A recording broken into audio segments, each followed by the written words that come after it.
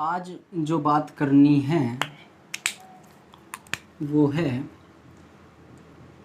Non agricultural incomes from land, यानी कि ज़मीन से होने वाली नॉन एग्रीकल्चरल इनकम, या मैं हिंदी में कहूँ तो गैर कृषि आय, उसके बारे में हम जिक्र करने वाले हैं। कुछ इनकम्स ऐसी इनकम्स हैं जो आपको लगेंगी कि वो एग्रीकल्चरल इनकम है, बट वो एग्रीकल्चरल इनकम नहीं होती। कौन सी ऐसी इनकम है उसके बारे में बात करते हैं, वन बाय वन करके बात करेंगे। इसमें 12 से 13 पॉइंट ऐसे हैं जो आपको पता होने बेहद ज़रूरी हैं। पहला पॉइंट क्या है सर?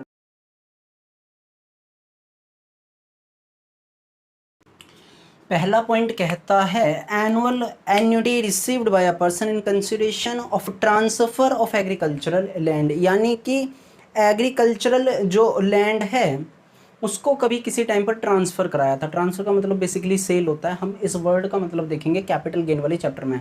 ट्रांसफर्ड मतलब क्या? ट्रांसफ़र का मतलब कैपिटल गेन में हम बहुत डिटेल्स में पढ़ेंगे। तो अभी फ़िलहाल के लिए एग्रीकल्चरल लैंड को आपने ट्रांसफ़र करवा दिया और उस ट्रांसफ़र की वजह से आपको कोई एनुअल एन्युटी मिलती है। एन्युटी का मतलब होता है एक तरीके से एक अमाउंट आती है आपके पास में जो एनुअल आती है, वार्षिक वृत्ति हम इसे हिंदी में बोलते हैं। तो इस प्रकार की जो इनकम है वो आपकी एग्रीकल्चर इनकम बिल्कुल भी नहीं समझी जाएगी। वो इनकम आपकी क्या इनकम समझी जाएगी?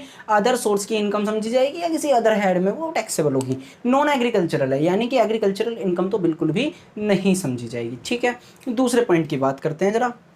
दूसरा पॉइंट क्या है? पॉइंट है इनकम फ्रॉम फिशर्स। फिशर्स का मतलब है मछली पालने के व्यापार से जो आपको इनकम होगी वो आपकी इनकम एग्रीकल्चरल इनकम नहीं समझी जाएगी।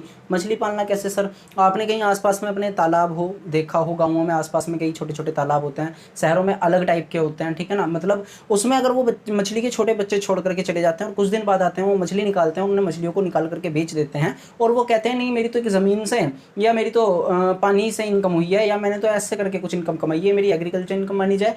गवर्नमेंट ने साफ मना करा हुआ है कि ऐसी इनकम आपकी एग्रीकल्चर इनकम नहीं मानी जाएगी। नेक्स्ट बात करते हैं डेयरी फार्मिंग। डेयरी फार्मिंग का मतलब होता है दुग्ध कृषि का जो मतलब व्यापार होता है एक तरीके से। आपने कहा कि मैं दूध बेचने का व्यापार करता हूँ या मैंने डेयरी वगैरह लगा रखी है, तो वो मेरी इनकम एग्रीकल्चर इनकम मानी जाए? नहीं, ऐसा कुछ नहीं, वो भी मेरी नॉन एग्रीकल्चर इनकम मानी जाती है।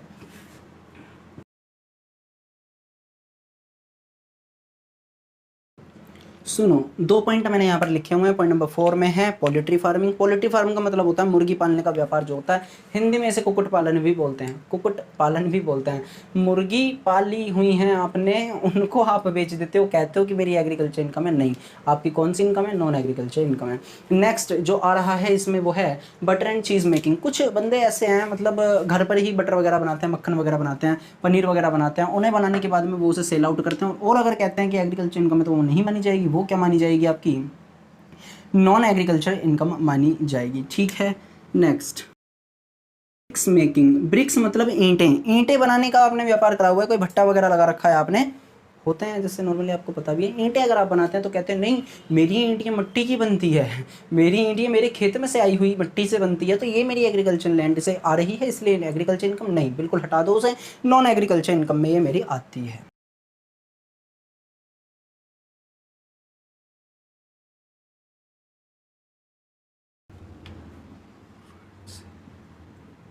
पॉइंट नंबर 7 की बात करते हैं। कह रहा है income from sale of forest, यानी जंगलों से होने वाली आय। जंगलों की बात हो रही है, ठीक है। ट्रीज पेड़ों से होने वाली, फ्रूट्स फलों से होने वाली, फ्लावर्स फूलों से होने वाली, जो कि ग्रोन स्पॉन्टेनियसली। स्पॉन्टेनियसली का मतलब होता है खुद से उग आना। ग्रोन का मतलब उग आना, खुद से उग आना। आपने कोई फ्रूट्स वगैरह लगाए नहीं थे, कोई उसमें कल्टीवेशन नहीं करा, आपने कोई वेजिटेबल्स लगाई नहीं थी, कोई कल्टीवेशन नहीं करा, स्वयं उग आए। बरसात पड़ी, कोई बीज था, अपने आप कुछ घास वगैरह हो गई, अपने आप कुछ पेड़ हो गए, जंगल खड़ा हो गया, जंगल में से आप गए, आपने पेड़ काटे, पेड़ों के काटने से और आपको उनके बेचने से ध्यान से सुनना मेरी बात। होता है काफ़ी जगह ऐसा कि जंगल मैंने पूरा का पूरा जंगल खरीद लिया। मैंने जंगल खरीद लिया, उसमें जो मैंने जंगल खरीदा उसमें पेड़ थे, बहुत सारे फ्रूट्स थे, फल थे, या ऐसा कुछ भी आइटम था, और वो मैंने उनमें कटवाया और बेच दिया। ठीक है, अपनी मतलब फील्ड के लिए जैसे भी मैं उसे यूज़ करना चाह रहा हूँ, मैंने उसकी सफाई करवा दी, बेच दिया। अब मैं कहूँ नहीं ये तो मेरी ज़मीन की इनकम है, तुम मुझे क्या कर दो इसके लिए एग्रीकल्चर इनकम मानो और मेरी पे इस पर टैक्स मत लगाओ, तो ऐसा नहीं होने का। टैक्स भी लगेगा, नॉन एग्रीकल्चर इनकम भी मानी जाएगी, एग्रीकल्चरल इनकम नहीं मानी जाएगी, बिकॉज इसमें एक वर्ड मेंशन्ड है, वो क्या है, विदाउट ह्यूमन एफर्ट्स है। यानी कि बिना किसी व्यक्ति के एफर्ट्स के अगर ये चीज़ें उगकर आ जाती हैं, फॉरेस्ट है, ट्रीज है, फ्रूट्स है, फ्लावर्स है, जो खुद से उग आई हैं, उनको आपने सेल कर दिया, यहाँ पर सेल कर दिया और आप इनकम कमाते हैं, तो ऐसी इनकम आपकी नॉन एग्रीकल्चर इनकम मानी जाएगी, एग्रीकल्चर इनकम नहीं मानी जाएगी।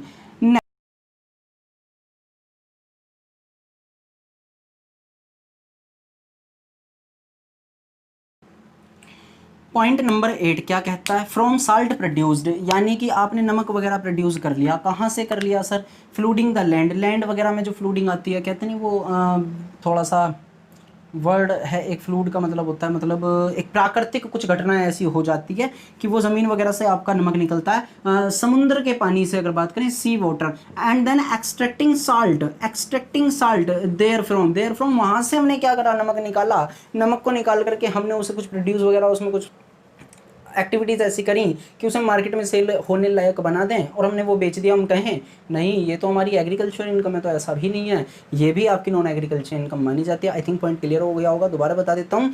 सी वाटर वगैरह हो या फ्लूडिंग वगैरह की, जो मतलब लैंड वगैरह से फ्लूड जो हो जाता है और उससे आपका कुछ नमक वगैरह निकल आए, साल्ट प्रोड्यूस्ड हो जाए, तो वो जो साल्ट है आपका, वो जो नमक है आपका, अगर आप उसे बेच देते हैं, इनकम होती है, इनकम को नॉन एग्रीकल्चर इनकम माना जाएगा, कृषि आय नहीं माना जाएगा, एग्रीकल्चरल इनकम नहीं माना जाएगा। इतने पॉइंट्स आप नोट करें, फिर आगे कराते हैं। स्क्रीनशॉट ले लो फटाफट से।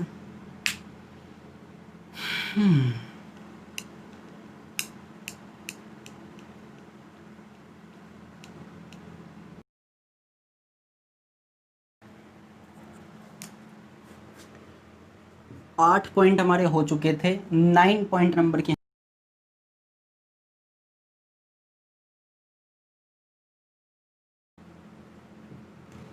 क्या कहना चाह रहा है ये point, profit and sale of standing crops, खड़ी हुई फसल या एग्रीकल्चरल प्रोड्यूस को बेचने से जो आपकी इनकम होगी, वो इनकम भी आपकी एग्रीकल्चर इनकम नहीं मानी जाएगी। क्या पॉइंट है सर, समझ में नहीं आया, सुनो। प्रॉफिट कमाया है आपने, क्या कमाया है आपने, प्रॉफिट। कैसे कमाया है आपने प्रॉफिट, सेल करके। क्या सेल करके, स्टैंडिंग क्रॉप्स। स्टैंडिंग क्रॉप्स का मतलब खड़ी हुई फसल, खड़ी हुई फसल, और या एग्रीकल्चर प्रोड्यूस, कोई भी ऐसा एग्रीकल्चर प्रोड्यूस या कोई खड़ी हुई फसल है जिसमें आपने कोई एफर्ट्स नहीं करा। ठीक है, समझ रहे हो, स्टैंडिंग क्रॉप्स जो स्वयं उगाई है, खड़ी हुई फसल है, हमने नहीं उगाई उसे, हमने उसमें कोई मेहनत नहीं करी है। और agriculture produce purchased by the assessee, assessee ने क्या करा, एक खड़ी हुई फसल जो थी वो किसी की खरीद ली, उसको कटवाया, मार्केट में सेल आउट करा, सेल होने से जो प्रॉफिट हुआ, प्रॉफिट ऑन सेल जो भी हुआ, उस प्रॉफिट को वो कहने लगे जी मेरी एग्रीकल्चर इनकम है। तो ना बेटा, ये आपकी एग्रीकल्चरल इनकम नहीं मानी जाएगी, ये आपकी नॉन एग्रीकल्चर इनकम मानी जाएगी और इस पर आपको टैक्स भी देना पड़ेगा। नेक्स्ट पॉइंट की,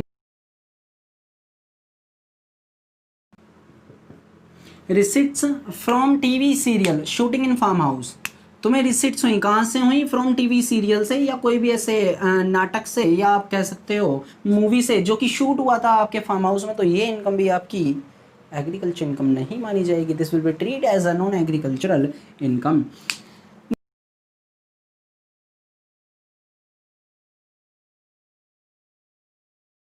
ये दोनों पॉइंट मैंने आपको पहले भी कराए हुए हैं कि salary receive by agricultural farms manager, यानी कि कोई ऐसा मैनेजर है जो कि एग्रीकल्चर फार्म का मैनेजर है, उसको अगर सैलरी मिलती है तो उसकी इनकम पर टैक्स लगेगा, नॉन एग्रीकल्चर मानी जाएगी, वो एग्रीकल्चर इनकम नहीं मानी जाएगी। ठीक है, दूसरा हमने एक पॉइंट और भी देखा हुआ था, वो हमने लास्ट क्लास में ही देख लिए थे, ये दोनों पॉइंट, सैलरी रिसीव्ड वाला भी और dividend from a company engaged in agricultural, यानी कि ऐसी कोई कंपनी है जो कि इंगेज्ड है, लगी हुई है, काम संभाल रही है, किसका, एग्रीकल्चरल का, यानी कि कृषि से रिलेटेड कोई अगर कंपनी है और उस कंपनी से आपको कोई डिविडेंड मिलता है, तो उस डिविडेंड पर भी आपको क्या देना पड़ेगा, टैक्स देना पड़ेगा, वो एग्रीकल्चरल इनकम आपकी नहीं मानी जाएगी।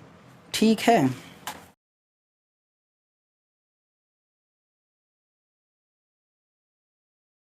हाँ जी, क्या पॉइंट हैं, 2 पॉइंट और रह रहे हैं, इसे और ख़त्म कर डालते हैं। Income from minings royalty. आपने एक चैप्टर पढ़ा होगा रॉयल्टी का, बीकॉम फर्स्ट ईयर में। कुछ बच्चों ने पढ़ा भी ना हो तो कोई बात नहीं। दरअसल जो खाने वगैरह होती हैं, मतलब सोना निकालने की खान होती है, या आप कह सकते हो तेल निकालने की खानें होती हैं, माइनिंग्स जिन्हें हम बोलते हैं। तो उन माइनिंग्स से जो हमें रॉयल्टी मिलती है, उस रॉयल्टी की इनकम को भी आप एग्रीकल्चर इनकम नहीं मानेंगे, वो इनकम भी आपकी नॉन एग्रीकल्चर इनकम मानी जाएगी।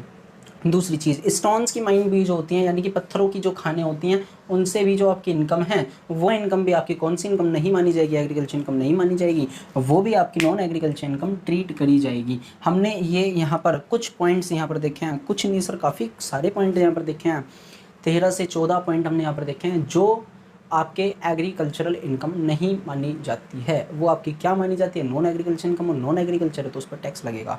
क्या सर एग्रीकल्चर इनकम पर टैक्स नहीं लगता? बिल्कुल सही बात है, एग्रीकल्चर इनकम एग्जम्प्ट होती है अंडर सेक्शन 10 सब सेक्शन 1। लेकिन एग्रीकल्चर इनकम ना टोटल इनकम का पार्ट बनती है। कैसे बनती है वो हम बताएंगे नेक्स्ट वाले चैप्टर में, नेक्स्ट वाले लेक्चर में। और टॉपिक क्या है, वो टॉपिक है वो पार्शियल इंटीग्रेशन का। ठीक है, पार्शियल इंटीग्रेशन में कुछ चीज़ें होती हैं, वो हम देखेंगे नेक्स्ट वाले लेक्चर में। तब तक के लिए बाय बाय। वीडियो को शेयर करना ना भूलें। Thank you guys.